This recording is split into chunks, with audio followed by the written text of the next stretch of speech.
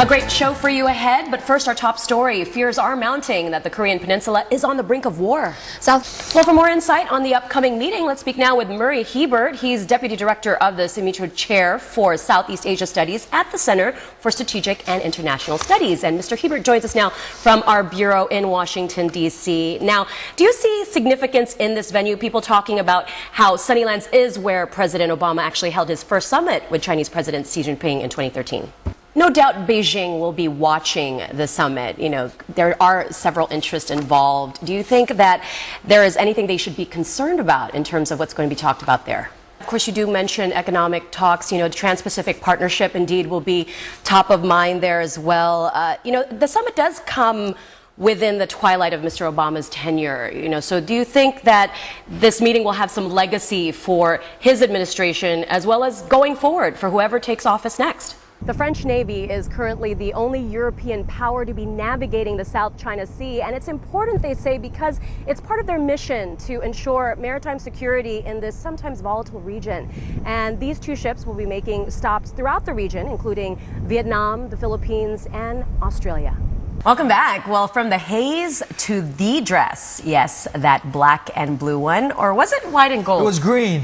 Right. I don't really care.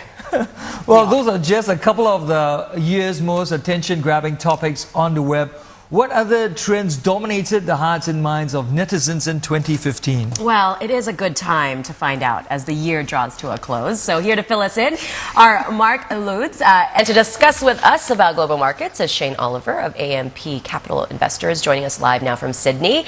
So U.S. stocks tumbling overnight. Do you think the earnings season will be pivotal to getting Wall Street out of the downtrend?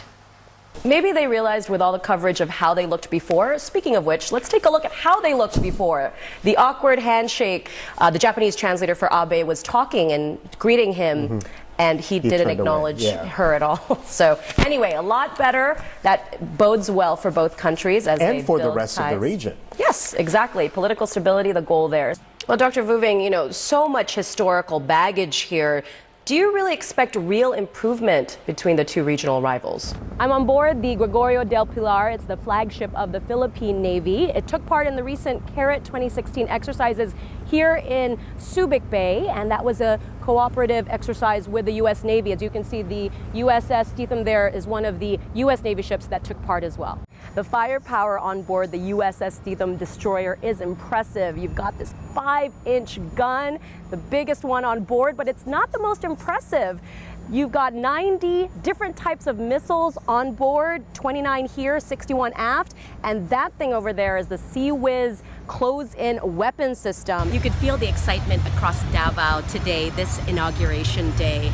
A crowd gathered here to watch Rodrigo Duterte, their mayor for the last 22 years, be sworn in as the 16th president of the Philippines. And it's a historic moment indeed because the people here in the South, Mindanao especially, felt it was time for the president of the Philippines to be from here. Yes. Really poignant indeed, because I feel like a lot of the women now, you know, they're aging, a lot of them have passed away. So they weren't able to see any kind of resolution to this. So hopefully for the survivors, there's a little bit of closure. Absolutely. Democratic Progressive Party Chairwoman Tsai Ing-wen is tipped to become Taiwan's first female president. Unlike the previous DPP leaders, she only joined the pro-independence party in 2004, and she took the helm as chairwoman in 2008 when the party lost power over corruption scandals.